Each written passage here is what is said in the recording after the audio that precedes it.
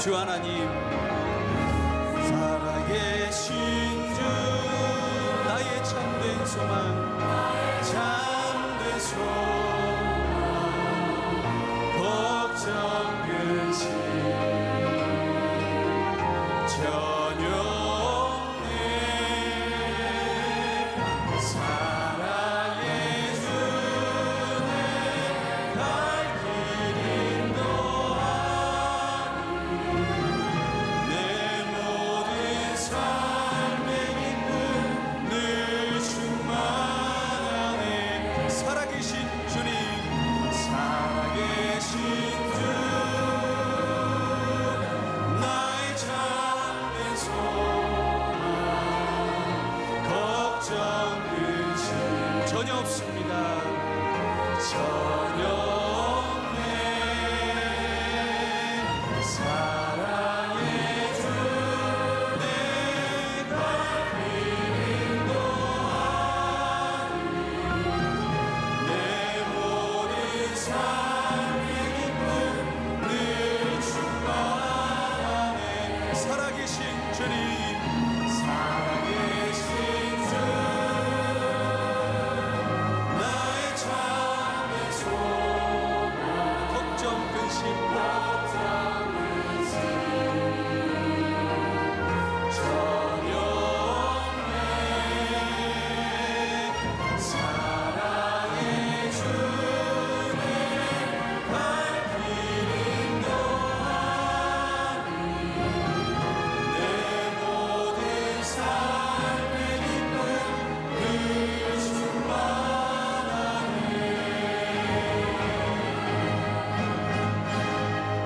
기도하시겠습니다. 하나님은 영이시니 예배하는 자가 영과 진리로 예배할지니라. 생명의 근원이 되시며 지금도 살아서 역사하시는 하나님, 하나님을 사모하는 마음으로 이 자리에 모인 당신의 거룩한 백성들에게 한량없는 은혜를 베풀어 주셔서 온 마음 다해 기쁜 마음으로 부활의 기쁨을 찬양할 때 주님의 마음을 깨닫는 축복을 누리게 하여 주시옵소서. 우리의 구원자 되시는 예수 그리스도의 이름으로 기도합니다. 아멘. 모두 자리에 앉아주시기 바랍니다. 우리 함께 찬송가 165장 주님께 영광 찬송하도록 하겠습니다.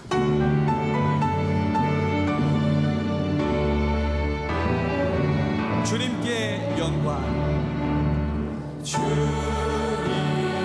영광, 다시 사신 주, 사망 권세 모두 이기시렸네. 힘 어디는 천사 돈을 엎겼고 누구셨던 곳을 비어 있었네. 주님께 영광, 다시 사신 주, 사망 권세 모두 이기시렸네. 부활의 주님, 부활의 주님 나타나시사 두려움과 의심 물리치셨네. 아멘. 주의 교회 기뻐 찬송하여라. 다시 사신 주님, 죽음 이겼네. 주님께 영광, 다시 사신 주, 사망 권세 모두 이기시렸네. 아멘. 기도하시겠습니다. 진이 나무에 달려 그 몸으로 우리 죄를 담당하셨으니 이는 우리로 죄에 대하여 죽고 의에 대하여 살게 하려 하심이라. 그가 채찍에 맞음으로 너희는 나음을 얻었나니 하나님은 사랑이심이라. 하나님의 사랑이 우리에게 이렇게 나타난 바 되었으니 하나님이 자기의 독생자를 세상에 보내심은 그로 말미암아 우리를 살리려 하십니다. 오늘도 살아 역사하시는 전능하신 하나님, 사망 권세 모두 다 이기신 부활하신 주님의 이름을 찬양합니다. 어린 양 예수께서 죽으심으로 우리가 나음을 얻었고 주님께서 부활하심으로 우리가 소망의 은혜를 입었습니다. 세상이 줄 수 없는 참 기쁨을 진리의 영이신 주님께로부터 받았으니 감사의 고백을 주님께 올려드립니다. 그러나 주님, 부끄럽게도 부활하신 예수님의 다함없는 사랑을 우리가 알지만 그 거룩한 십자가 사랑을 세상 가운데 흘려보내지 못한 때가 있음을 고백합니다. 이 시간 자복하고 회개하오니 용서하여 주옵소서.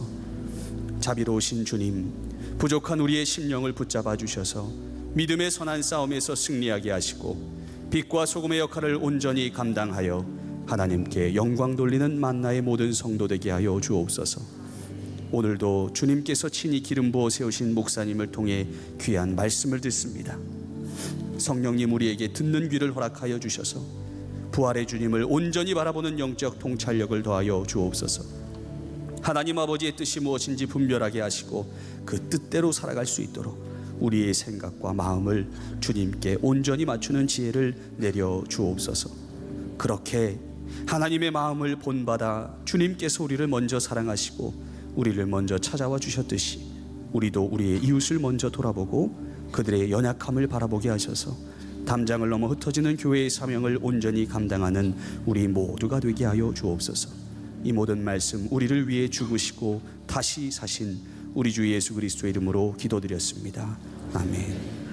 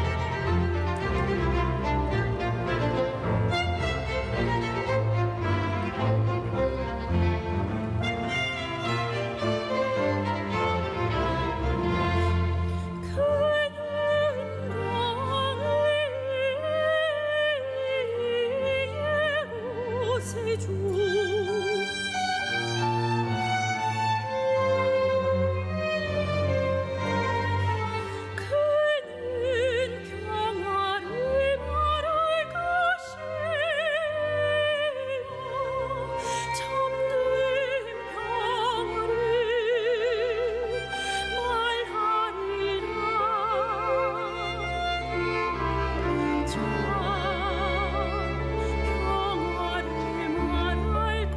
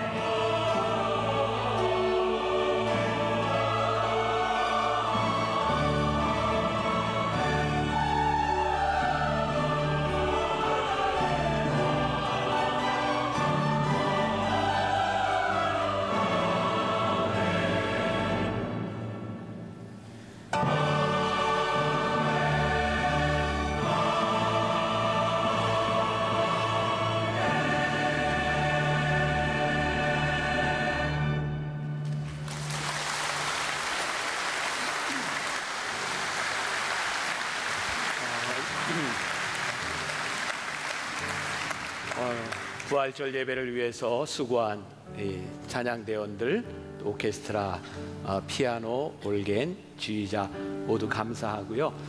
이제 우리가 함께 부활의 기쁨을 나누려고 하는데 몇 주 동안 광고 드린 대로 우리가 할렐루야를 함께 부르려고 합니다. 핸델의 메시아, 이 오라트리오라고 하는 것은 일반 오페라 가극하고는 좀 다르죠. 성경 말씀을 기초로 해서 만든, 여기에는 아리아도 있고 중창도 있고 합창도 있고 굉장히 아름다운 곡인데, 우리들에게 잘 알려진 대로 핸델의 메시아가 초연되었을 때 영국의 조지 2세 그 왕이 할렐루야를 듣고 너무 감동이 돼서 자기도 모르게 뻘떡 일어나서 듣게 되었죠. 그 이후에 할렐루야를 부를 때는 우리들이 함께 일어나서 찬양을 이렇게 합니다. 여러분들이 다 같이 부를 수 있도록 악보를 좀 나눠드렸고요. 오늘은 여러분들에게 일어나는 순간 조지 2세가 되는 겁니다. 그리고 함께 하나님을 찬양하는 이 자리에 동참하시고 립싱크 가능합니다. 지휘자 잘 보시면서 튀어나오지만 않게 우리 함께 부르도록 하겠습니다. 다 일어나서.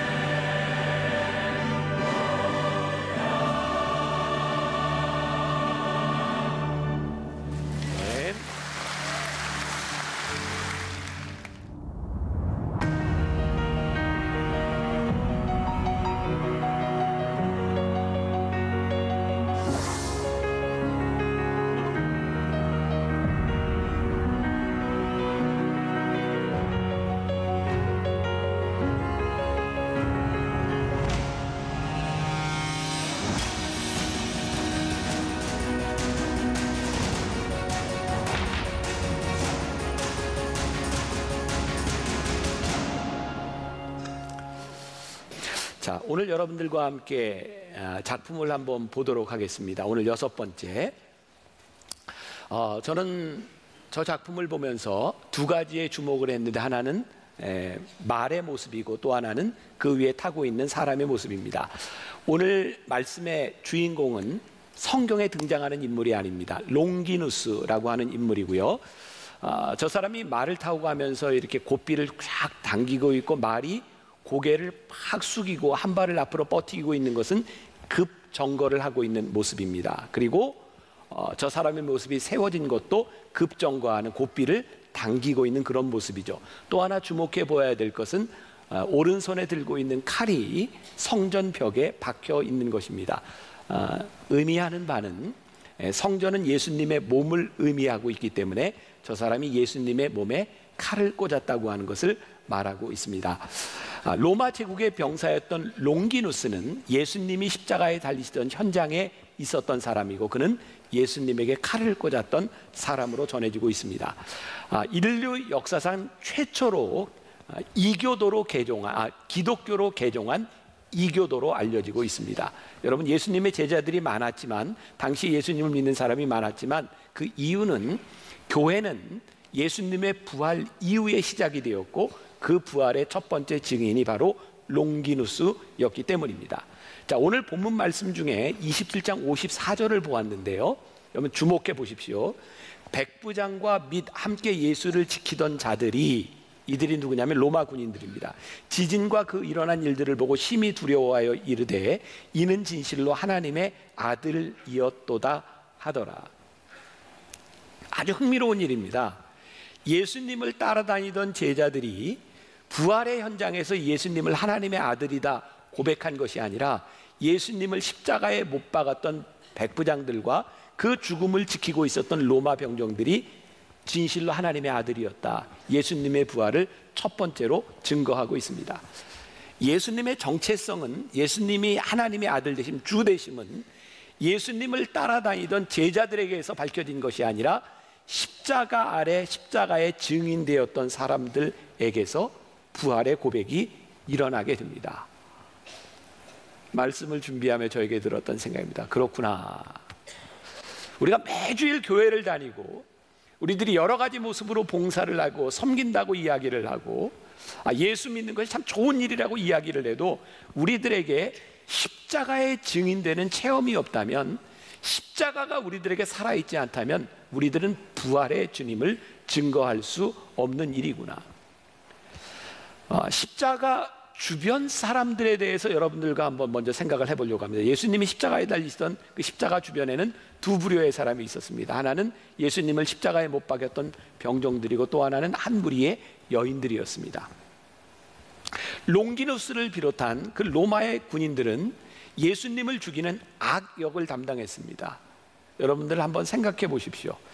빌라도의 고백에서도 나타나는 것처럼 이들 역시 예수님이 죄 없다고 하는 것을 알지 않았을까요? 이것은 정치적인 이유였고 종교적인 이유였던 거죠. 영화를 통해서도, 역사를 통해서도 우리들이 보는 일이기는 한데, 여러분, 사람을 이렇게 사형시키는 방법들이 여러 가지가 있습니다. 하나는, 우리나라에서는 옛날에 망나니들이 이렇게 칼을 치면서, 칼을 춘댄다, 춤을 추면서 칼로 목을 자르기도 했고, 또 교수형이라고 해서 목을 매다는 형도 있었고, 또 총살형도 있습니다. 특징들이 있습니다. 사형시키는 자들이 제정신으로 사람을 죽이지 못합니다. 망나니들은 사람을 죽이기 전에 춤을 추는데, 뭘 먹고 춤을 추냐면 술을 먹고 춤을 춥니다. 그리고 제정신이 아닐 때, 그리고 사람을 앞에 놓고 죽음 앞에 목이 빳빳해져서 이렇게 한 번에 목을 벨 수 있을 때까지 그렇게 춤을 추다 죽입니다. 교수형을 처하게 되면 죽는 사람의 얼굴에는 보자기를 씌웁니다. 스위치를 누르는 사람, 누군가의 눈빛이 마주치지 않도록 하는 거죠. 총살형을 시키면 여러 사람이 총을 씁니다. 누구 총에 맞아 죽었는지 모르도록 그렇게 총살형을 시키는 거죠. 왜? 누군가를 죽인다고 하는 것은 두려운 일이죠.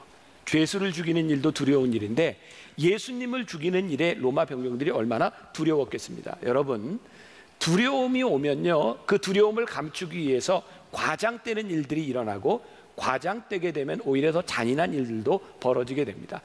인류 역사 가운데 이 전쟁에서는요, 우리들이 생각할 수 없는 엄청난 범죄들이 저질러집니다. 왜냐하면 그들의 두려움을 감추기 위하여 오히려 더 잔인해지는 경향들이 있는 거죠. 이들은 예수님이 죄가 없음을 알았음에도 불구하고 예수님께 채찍질을 했고요, 예수님의 머리에 가시관을 씌웠고 예수님을 조롱했고, 그리고 예수님의 몸에 창을 찌르기도 하면서 그들은 예수님의 십자가 현장에서 예수님을 핍박하던 자들이었습니다. 그런데 놀라운 것은 오늘 우리가 본문에서 읽었던 것처럼 예수님을 핍박하던 그 십자가 아래에 있던 자들이 그가 정말 하나님의 아들이었구나 라고 고백하고 있는 거죠. 어쩌면 이 십자가의 사건은 바로 이 십자가 아래에 있었던 이들을 통하여 변화되는 역사, 그게 십자가의 의미일지 모르겠어요. 우리들이 지금 읽고 있는 이 성경 66권을 우리가 정경이라고 얘기합니다. 캐논이라고 이야기를 하고요, 캐톨릭에서는 이 66권 이외에 이 당시에 성경이 이렇게 정경으로 채택되기 전에 모든 교회가 동일하게는 아니지만 성경으로 읽던 것이 있습니다. 그것을 외경이라고 이야기를 합니다. 그리고 그 외경을 벗어나는 것을 위경이라고 이야기를 하는데요, 이 도마복음은 외경에 속하는 부분입니다. 거기에 보면 우리 성경에는 나와 있지 않은 예수님이 십자가에 달리실 때 오른편과 왼편에 달렸던 강도의 이름이 나오고 있습니다. 알려드릴까요? 네, 원하시면 제가 이렇게 또 알려드리죠. 왼편 강도는 게스타이라고 하는 이름을 가지고 있었고, 우편 강도는 데스마이라고 하는 이름을 가지고 있습니다. 뭐 바로 잊어버리실 거예요. 어쨌든 게스타이, 데스마이 두 사람의 강도를 못 박았다. 여러분들 한번 생각해 보십시오.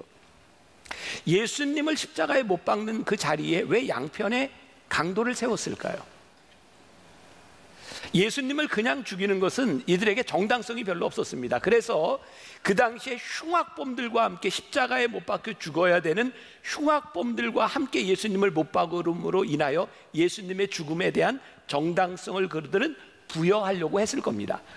우리가 아는 것처럼 한편 강도는 예수님을 저주하고 죽었고, 한편 강도는 마지막에 주님 나를 기억해 주세요. 그래서 예수님께서 내가 나와 함께 낙원에가 있으리라 라고 말씀하시면서 그를 구원해 주셨습니다. 말씀을 준비하다 또 이런 생각을 하게 되었습니다.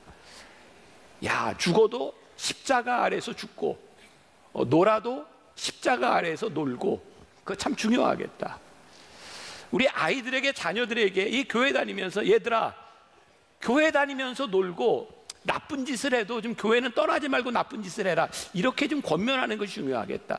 여러분들 오해하지 마세요. 교회에서 죄를 무시하거나 죄를 용인하겠다 이런 일이 아니라, 우리가 죄를 지을지라도 그 죄를 십자가 아래에서 회개하고 십자가 아래에서 내려올 수 있는, 고백할 수 있는 기회가 우리들에게 있을 때 우리들이 부활의 증인이 될 수 있고 십자가의 사건의 주인공이 될 수 있는데, 우리들이 십자가를 떠나서는 어쩌면 가능성이 없는 것은 아닌가라는 생각이 들기도 합니다.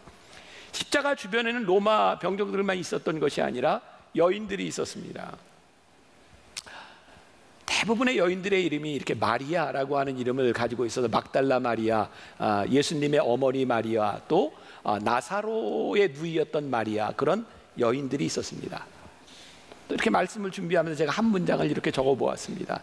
주님의 모든 고난에 동참하는 자들은 복되도다. 그 마리아들은 예수님의 고난의 현장에서 복받은 자들이었습니다. 그들은 복된 자들이었습니다. 이렇게 뭐 어떻게 잘 이렇게 말씀이 이어질지 모르겠지만, 제가 93년도에 미국 유학을 갔는데, 제가 시카고에 유학을 시작할 때 시카고에는 아주 프로팀 중에 운동을 아주 잘하는 열광적인 농구팀이 하나 있었습니다. 혹시 아세요? 시카고 불스라고. 그때 전설적인 스타가 마이클 조던이었습니다. 그때 막 3연속 우승을 하고 이럴 때였어요. 이 시카고 불스 경기가 열리는 날에는요, 이 표를 산다는 것이 불가능한 일이었고요. 아무튼 그 경기를 보려고 이 사람들이 이렇게 많이 모였던 기억이 납니다. 밤새 줄을 서서 그 표를 구하려고 합니다. 또 하나 사진을 하나 보여드릴게요. 뭐 하는 사람들일 것 같아요? 애플이 새로 신제품이 나온 소위 early adopter들이 저거 사려고 줄 서서 기다리고 있는 거죠. 아마 저 가치를 모르는 사람들은요, 우리가 이해가 되지 않을 겁니다. 그런데요, 그게 필요하고 그것을 구하려고 생각하는 사람들은 밤을 새고 작은 고난일지 모르지만 그 고난에 동참하는 것이 가치 있다고 생각합니다. 십자가의 증인되었던 여인들은요, 그들의 고난이 예수님의 십자가 아래에 있는 것이 가치 있다 생각했던 사람들입니다. 막달라 마리아는 귀신 들린 여인이었습니다. 예수님이 고쳐주셨어요. 다음 주에 우리들이 함께 나누게 될 그 사람, 역시 성경에는 이름이 나오지 않는데 베로니카라고 하는 여인은 12년 동안 혈류병을 앓고 있었는데 예수님이 고쳐주셨습니다. 나사로의 누이였던 오라비를 살려주셨던 경험이 있는 그런 여인들, 그 여인들이 십자가의 자리를 지키고 있었습니다. 그들은 십자가를 지킬 이유를 가지고 있었고, 저는 그 여인들을 바라보며 그들의 고난이 복되도다. 왜냐하면 부활의 주님을 처음 만났기 때문입니다. 요한복음에 보면 유일하게 십자가를 지켰던 제자 한 사람이 나옵니다. 12명의 제자 중에 누구일까요? 가르쳐줬는데 요한복음에 나온다고 했는데, 네, 요한입니다. 유다는 자살을 했고요. 예수님의 제자 중에 유일하게 요한이 십자가의 자리를 지켰고, 유일하게 요한만이 순교당하지 않고 자연사한 사람입니다. 우리가 잘 아는 이야기입니다. 예수님께서 십자가에 못 박히실 때 예수님의 어머니를 바라보며 요한에게 아들아, 내 어머니니라. 그리고 어머니를 부탁했어요. 어머니, 당신의 아들입니다. 요한은 평생토록 예수님께서 주셨던 그 사명을 붙들고 끝까지 그 사명의 자리를 지킵니다. 요한은 오래 살았습니다. 여러분들에게 말씀드리고 싶은 것이 있습니다. 우리의 인생의 축복은 오래 사는 것이 아닙니다. 오랫동안 사명자로서 살아가는 것입니다. 우리들이 그저 인생을 연장하는 것이 우리들에게 축복이 아니라 하나님이 우리들에게 주시는 사명. 그런데 예수님의 제자 중에 그 자리에서 사명을 받았던 유일한 사람이 누구냐면 십자가를 지키고 있었던 요한이 예수님 앞에 사명을 받습니다. 사명을 받은 자는 사명을 받은 자로 살아갑니다. 우리 다시 한번 그림을 한번 보겠습니다. 성파밀리아 성당의 저 그림 자세히 한번 느낌을 보세요. 저는 지금까지 우리들이 5번 보았던 작품과는 다르게 회한에 찼던, 두려움에 떨었던 그런 음습한 그런 모습들이 아니라 저 작품은 굉장히 역동적입니다. 말을 멈추기 위해서 고삐를 당기고 있는 저 모습은 급작스럽게 인생을 바꾸려고 하는 그런 모습. 그래서 저는 부활은 돌이킴이다 라고 생각을 해봅니다. 저 칼이 성전을 찌르고 있는 것, 예수님의 몸을 찔렀던 그 흔적, 그 롱기누스는 눈에 장애가 있어서 예수님의 몸을 찌를 때 그 예수님을 찔렀던 그 피가 눈에 틔므로 그의 눈이 낫게 되었고 예수님을 믿게 되었다고 하는 그런 이야기가 내려오고 있어요. 여러분, 예수님의 죽음의 현장과 예수님의 부활의 현장에서 일어났었던 저 기적은 2000년 전의 사건으로 끝나는 것이 아니라 오늘 우리들의 삶에서도 부활의 현장에서 십자가의 사건 가운데서 일어나는 동일한 변화와 돌이킴의 역사이기도 합니다. 전 설교를 준비하면서 그런 느낌들을 참 자주 갖습니다. 하나님께서 이 설교를 위해서 이렇게 준비해 주시는구나. 지난주에 제가 이렇게 평소에 알고 있는 아주 친한 분이에요. 국회의원 한 분하고 이제 식사를 하게 되었는데 우연히 이런 이야기가 나오게 되었습니다. 한번 사진을 한번 보여주세요. 제가 만났던 국회의원은 아니고요. 다른 국회의원 동료입니다. 가운데 있는데 뭐 잘 모르시는 분도 있을 거예요. 저 사진에는 뭐 이렇게 명확하게 나오지 않지만 제가 몇 장의 사전을 보았는데 지금 저 돌판 위에 손을 얹고 있죠. 저 돌판이 예수님의 무덤으로 추정되는 석판이라고 얘기하고요. 저 예루살렘입니다. 가운데 있는 저분은 크리스찬이 아닙니다. 예수 믿는 사람이 아니고요. 국회의원으로 이스라엘에 같이 갔다가 이스라엘 정부에서 이렇게 이제 예루살렘을 보여준 거예요. 그 중에 예루살렘의 관광지 중에 예수님의 무덤에 갔던 겁니다. 그리고 제가 표현을 그대로 하겠습니다. 들은 대로 제가 허락을 받고 하는 얘기예요. 저 무덤에 저렇게 손을 대면서 오른손을 대면서 속으로 그랬답니다. 이 나쁜 놈의 새끼들, 예수님의 제자들한테. 아니, 예수님의 제자들이 유다 같은 놈들이 예수를 팔어? 그 나쁜 놈들이네. 그리고 이렇게 욕을 하고 있는데 갑자기 이 한쪽에서부터 뜨거운 불이 확 임했는데요. 여러분, 저 오른손을 잡고 있는 이쪽만 어둡게 보이지 않습니까? 저게 다 땀입니다. 제가 들은 이야기입니다. 그리고 저 사람은 거의 제정신이 아닌 상태에서 국회의원이기 때문에 사람들이 말리지를 않았답니다. 예수님의 무덤으로 추정되는 그 무덤에는 못 들어가게 막았는데 거기에서 누워가지고 있다가 나와서요, 저분은 저 때부터 그리스도인이 되었습니다. 강력한 체험을 했어요. 제가 지금 여러분들에게 하는 이야기는, 여러분들 저 무덤에 가면 여러분들도 저 땀나고 뭐 이렇게 이런 이야기를 하려고 하는 건 아니고요. 여러분, 십자가 현장에 있었던 모든 사람들에게, 롱기누스에게 동일한 기적이 일어났던 것이 아니라, 롱기누스는 그 피가 튀므로 눈이 이렇게 열려지는 그런 기적이 일어났는데, 지금 여러분들에게 저런 기적이 여러분들에게도 일어날 수 있습니다. 지금 하나의 사건을 정형화하려고 하는 것이 아니라, 예수님의 부활의 현장에서 일어날 수 있는 일을, 우리의 인생을 바꾸는 일들은요, 우리의 생각하고 우리들이 기대했던 것이 아니라 우리들의 삶을 바꾸는 역사들이 그때도 일어나고 부활의 흔적들이 오늘 우리들에게도 살아있다는 거예요. 롱기누스는 왜 그가 순교자가 되었고 왜 그는 평생을 하나님의 말씀을 전하다 죽었는가? 저에겐 그런 생각이 드는 거예요. 그가 예수님의 몸에 칼을 꽂았던 그 상처가 얼마나 아팠을까?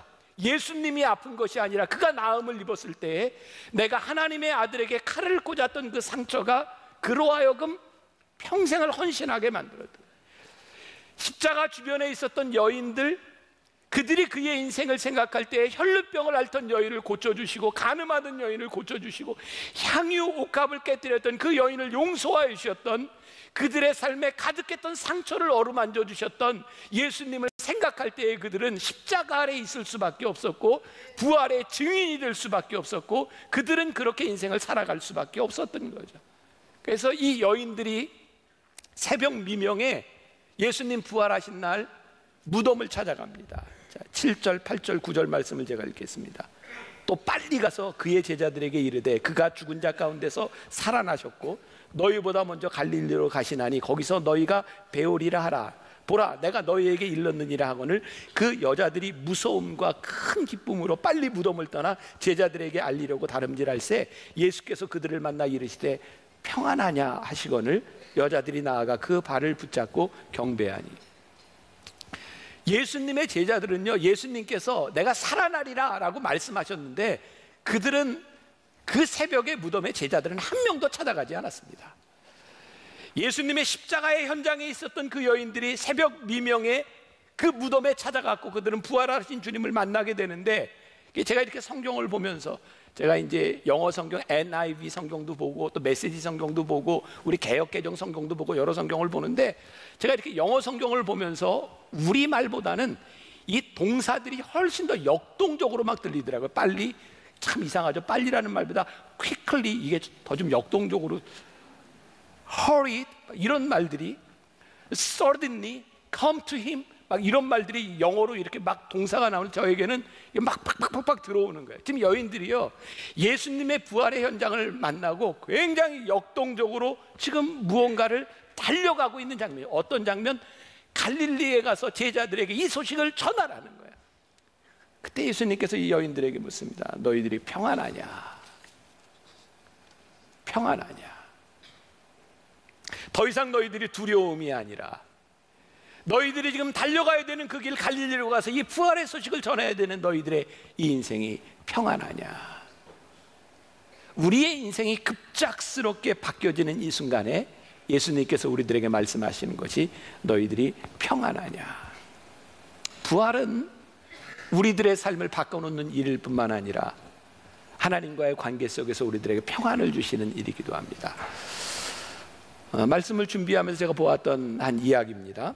디사이플이라고 하는 제자의 그 잡지에 나오는 이야기인데요, 한국 교회 초기 교회사에 영수라는 직책이 있었습니다. 영수. 그 영수라고 하는 직책은 그냥 오늘로 얘기하면 이렇게 뭐 교회 사찰 이렇게 얘기할 수 있어요. 교회를 돌보고 관리하는 그런 사람들을 교회에서 영수 혹은 뭐 집사, 권사, 장로일 수도 있어요.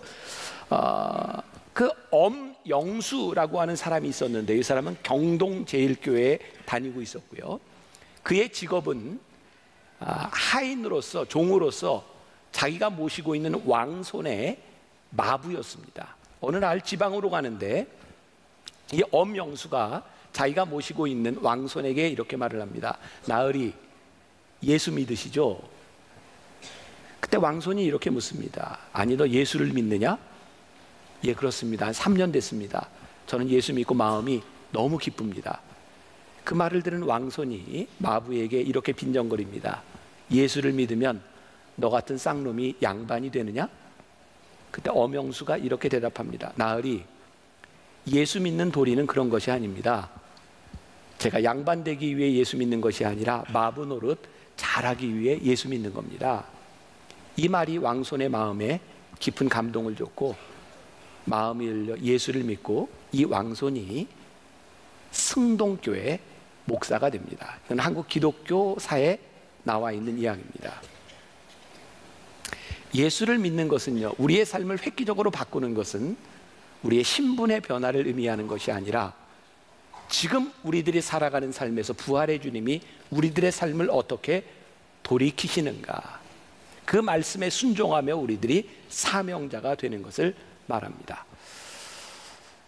롱기누스가 급작스럽게 말의 고삐를 들고 그 말을 멈춰야 했던 것은 그 길이 그가 가야 될 길이 아니었기 때문입니다. 그래서 그는 급작스럽게 고삐를 잡고 말을 멈춰섭니다. 부활은 오늘 우리들에게 말씀합니다. 너의 인생에 돌이켜야 될 것이 무엇이냐? 너희들이 고삐를 쥐고 멈춰야 될 말이 무엇이냐? 우리들이 어떻게 바뀌어야 될 것이냐를 우리들에게 묻고 있는 겁니다. 지금 우리들이 살아가는 그 일상의 삶 가운데서 바뀌어야 될 것이 무엇인가? 마태복음 7장 21절에서 23절까지의 예수님께서 굉장히 무서운 말씀을 하십니다. 나더러 주여 주여 하는 자마다 다 천국에 들어갈 것이 아니요 다만 하늘에 계신 내 아버지의 뜻대로 행하는 자라야 들어가리라. 그날에 많은 사람이 나더러 이르되 주여 주여 우리가 주의 이름으로 선지자 노릇하며 주의 이름으로 귀신을 쫓아내며 주의 이름으로 많은 권능을 행하지 아니하였나이까 하리니 그때에 내가 그들에게 밝히 말하되 내가 너희를 도무지 알지 못하니 불법을 행하는 자들아 내게서 떠나가라 하리라. 하나님을 믿는다고 하는 것은요, 우리들이 주의 이름으로 선지자 노릇을 하고 주의 이름으로 귀신을 쫓아내고 주의 이름으로 많은 권능을 해가고, 근데 우리 주님이 내가 도무지 너를 알지 못한다 그럴 수 있다. 우리들이 하나님의 말씀 앞에 부활의 주님 앞에서 순종하는 삶을 살지 아니하고 말씀대로 살아가지 아니하면 우리들이 행하는 일들이 불법일 수 있다는 거예요. 우리들이 입으로는 주여 주여 하고 있지만 부활의 주님을 만나서 우리들이 살아가야 될 인생이 바뀌지 않는다면 우리는 여전히 고집스러운 우리의 인생을 살아갈 수 있다는 거예요. 부활은 일회적인 사건이 아니라 우리들의 삶에서 매일매일 반복되어서 우리들의 삶을 바꾸어야 되는 일이기도 해요. 여러분 오스왈드 챔버스 아시죠? 그가 정말 놀라운 책이 있죠. 주님은 나의 최고봉. 20세기에 가장 많은 크리스찬들에게 영향을 준 책이라고 하는데 제가 이 책을 여러 번 읽어봤지만 굉장히 어려운 책입니다. 나는 이렇게 많은 사람이 이 책을 봤다는 게 잘 이해가 안 되기도 해요. 굉장히 어려운 책입니다. 이게 깊이 생각해야 되는 책이고요. 그 중에 하나 아브라함에 대한 이야기를 쓰고 있는데 제가 여러분들에게 읽어드리고 좀 설명을 해드릴게요. 아브라함이 하나님께 가졌던 믿음의 강점은 하나님을 위해 뭐든지 할 준비가 되어 있었다는 것입니다. 그는 자신이 믿는 바와 반대가 되더라도 하나님께 순종하는 것이라면 믿고 나갔습니다. 아브라함은 자기 신념을 위한 헌신자가 아니었습니다. 자기 신념의 종이었다면 그는 이삭을 죽이지 말라는 천사의 음성을 마귀의 음성으로 알았을 것입니다. 제가 설명이 필요하다고 얘기를 했는데 그 아브라함은 순종의 사람이었다. 이건 별로 어려운 얘기가 아닙니다. 그런데요, 만일 아브라함이 순종의 자기 확신에 찬 신념의 사람이었다면 그는 아들을 죽이지 말라는 음성을 악마의 음성으로 들었을 거라는 거예요. 자, 제가 설명을 합니다. 우리가 아브라함의 상황을 다 이해할 수 없지만 하나님께서 어느 날 아브라함에게 내 아들을 제물로 드려라, 하나님의 시험이었습니다. 그 결정까지 얼마나 힘들었을까요? 근데 아브라함은 순종하는 사람이었기 때문에 어렵지만 헌신하고 순종하기로 결심합니다. 그리고 아들을 데리고 모리아산에 올라갔어요. 그렇게 힘든 결정을 했으니, 그렇게 어려운 결단을 했으니 그가 손을 들어 아들을 죽이려고 하는 순간에 어떤 마음으로 내려치고 있겠습니까? 근데 그때 아브라함아 아브라함아 소리가 들립니다. 오스왈드 챔버스가 하는 얘기입니다. 만일 아브라함이 순종의 사람이 아니라 신념의 사람이었다면 그는 아브라함아 아브라함아 내 아들을 죽이지 말라고 하는 이야기를 마귀의 음성으로 들었을 거라는 거예요. 왜? 그는 결단했고 어렵게 결정한 일을 실천하려고 왔기 때문에 그는 그 신념을 가지고 그 일을 했을 거라는 거예요. 근데 그는 순종의 사람이었기 때문에 그 어려운 순간에 천사의 말을 듣습니다. 우리 신앙의 가장 큰 오류 가운데 하나가 뭔지 아세요? 우리의 신념입니다. 우리가 하나님 앞에서 내렸던 어려운 결정들, 우리들의 맹세하고 서원했던 일들, 그것이 어느 날부터인가 우리들에게 신앙이 아니라 신념이 되어버려서 그것을 꺾으려고 하지 않습니다. 근데 실상 하나님께서 우리들에게 원하시는 일은 우리의 신념과 우리의 능력이 아니라 오늘도 네가 부활하신 주님 앞에서, 부활의 하나님 앞에서 너를 돌이킬 수 있는가, 하나님 말씀 앞에서 너를 꺾을 수 있는가를 우리들에게 묻고 계십니다. 여러분, 베드로가요 놀라운 고백을 합니다. 주님, 제가 뭐든지 합니다. 주님 죽는 자리까지 제가 가겠습니다. 누가 주님을 부인합니까? 제가 끝까지 주님을 따르겠습니까? 근데 예수님이 베드로의 그 말을 별로 신뢰하지 않으십니다. 왠지 아세요? 베드로는 그럴 만한 능력이 없는 사람이니까. 하나님은 여러분들의 신념을 별로 신뢰하지 않으십니다. 여러분들의 약속을 별로 신뢰하지 않으십니다. 왜? 우리는 그 약속을 지킬 만한 능력이 없는 사람이니까요. 하나님이 우리를 신뢰하시는 것은 우리의 약속이 아니라 부활하신 주님 앞에서 우리들이 오늘 돌이킬 준비가 되어 있는가, 오늘 우리들이 신념으로 달려가고 있는 그 말고삐를 채고 주님 이것이 아니면 내가 돌아서겠습니다, 결단할 준비가 되어 있는가. 부활은 오늘 우리들에게 내 인생을 돌이킬 수 있니, 네가 순종할 수 있니를 우리들에게 물으시는 거예요. 오늘 이 부활의 주님이 여러분들에게 동일하게 고백될 수 있기를 주님의 이름으로 간절히 축원합니다.